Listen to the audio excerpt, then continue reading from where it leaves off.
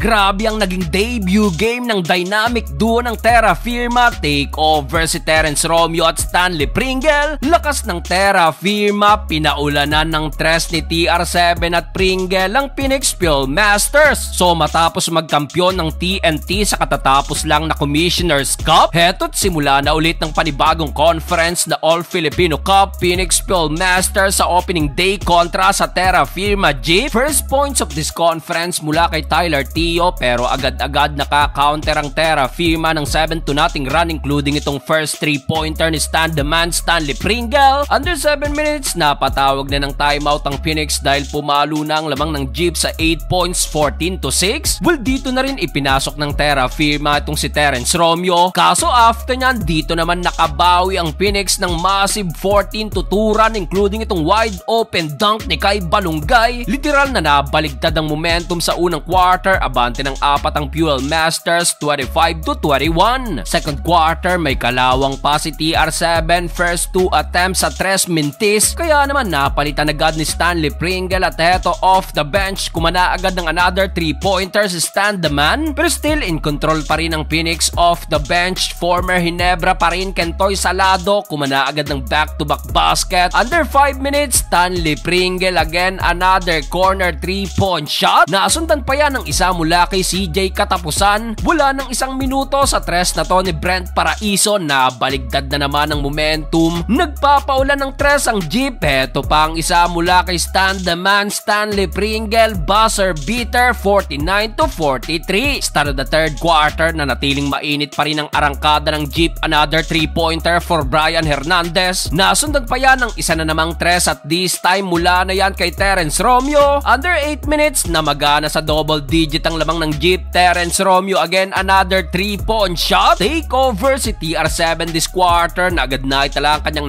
9 points dahilan upang mamagapa ang lamang ng Jeep sa 16 points, 68-52. Under 4 minutes, hindi pa tapos si Romeo. Another 5 straight points, including itong isa na namang tres, 14 points in total. Dito lang lahat nakuha sa third quarter. Pag-upo ni Romeo, si Pringle naman ang kumana. Grabe ang debut ng dynamic duo ng Terra Firma ngayong All-Filipino Cup. Natapos ang third period, tambak ng sarado 20 ang Phoenix, 79-59. Fourth and final quarter, Stanley Pringle kumana na naman ng another 3-pointer. Bukod kay TR7 at Pringle, unstoppable din sa ilalim si Luis Sanggalang na meron ng 18 points. Matapos siya, nahawa na rin si Sanggalang at kumana rin ang top of the key 3-pointer. Well, sumubok pang humabol ang Phoenix matapos ang kanilang massive run. Baba sa 10 yan dahil kay Kai Balungay. Pero Terence Romeo kumana ng pamatay sunog wing 3-pointer sa uli. Panalo pa rin ang Terra Firma Jeep.